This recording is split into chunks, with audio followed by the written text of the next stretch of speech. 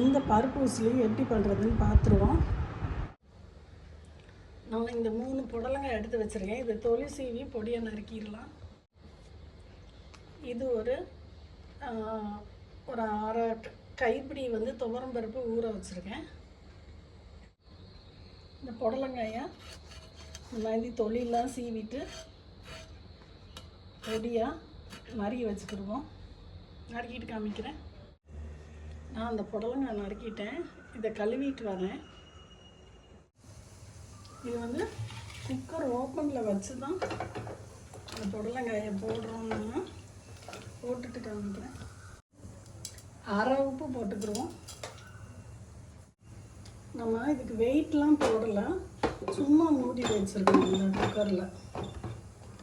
இது சும்மா ஒரு இதுக்கு சப்போர்ட்டுக்கு மூடி வச்சுருக்கோம், அவ்வளோதான். இங்கே வெயிட்லாம் எதுவும் போடலை. இனி பாருங்கள், புடலங்காய் வெந்துருச்சு. நான் அடுப்பு ஆஃப் பண்ணிடுறேன். இந்த புடலங்காயை இதில் ஊற்றி தண்ணியை மட்டும் வடித்து எடுத்துக்கிடுவோம். இந்த மாதிரி எடுத்து வச்சுக்கிடுவோம்.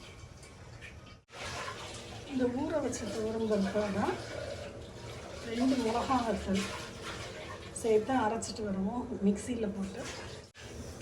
2 மிளகாய்த்தூள், இந்த துவரம் பருப்பு. இங்கே பாருங்கள், நம்ம ஒரு சட்டி வச்சுருக்கோம். இதில் நான் கொஞ்சம் எண்ணெய் ஊற்றிக்கிறேன்.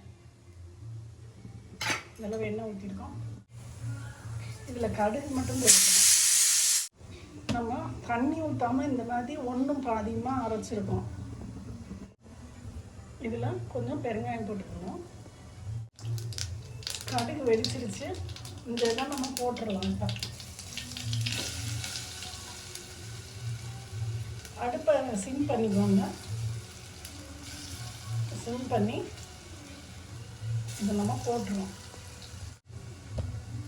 இதெல்லாம் நல்லா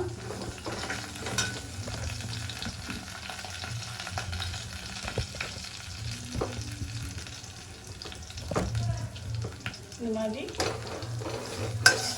கிண்டிக்கோங்க. இதில் இப்போ நம்ம கொஞ்சோண்டு மஞ்சத்தூள், கொஞ்சோண்டு சோம்புத்தூள் போட்டு இந்த அளவு உப்பும் போட்டு இந்த மாதிரி கிண்டிக்கிட்டே வாங்க. உங்களுக்கு ஒரு அந்த துவரம் பருப்பு வெந்த இது தெரியும். நான் கொஞ்சம் கம்மியாக தான் எண்ணெய் ஊற்றிருக்கேன். இன்னும் கொஞ்சம் எண்ணெய் வேணும்னாலும் நீங்கள் ஊற்றிக்கோங்க. துவரம் பருப்பை டேஸ்ட் பண்ணி பார்த்து வெந்துருச்சா என்னன்னு பார்த்துக்கோங்க. கொஞ்சோண்டு கருவேப்பிலை போட்டுக்கணும். இப்போ நமக்கு நல்லா வெந்துருச்சு, தூளாக உதிர்ந்துருச்சு.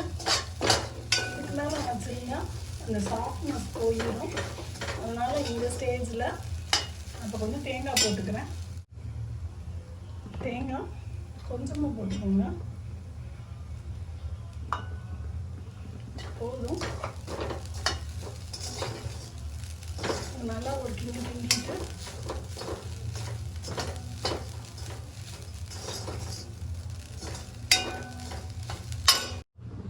நம்ம இப்போ வடித்து வச்சுருந்தோம்ல அந்த புடலங்காய் கொஞ்சம் தண்ணி இருக்குது, பரவாயில்ல, சேர்த்துக்கோங்க.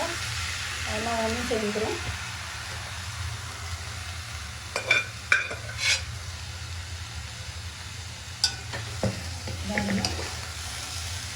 புடலங்காய் பருப்பு செம்ம எண்ணெயாக இருக்கும். அது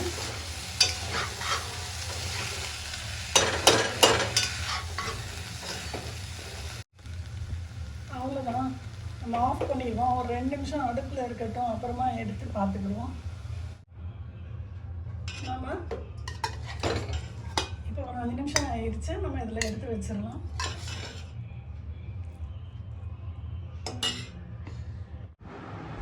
நமக்கு இப்போ செம்ம எம்மியான பருப்பு உசிலி ரெடி. சூப்பர் சாஃப்டாக பிஞ்சு புடலங்காயெல்லாம் செம்ம எம்மியாக வந்திருக்கு. நீங்களும் ட்ரை பண்ணி பார்த்துட்டு சொல்லுங்கள் ஃப்ரெண்ட்ஸ். பாய்.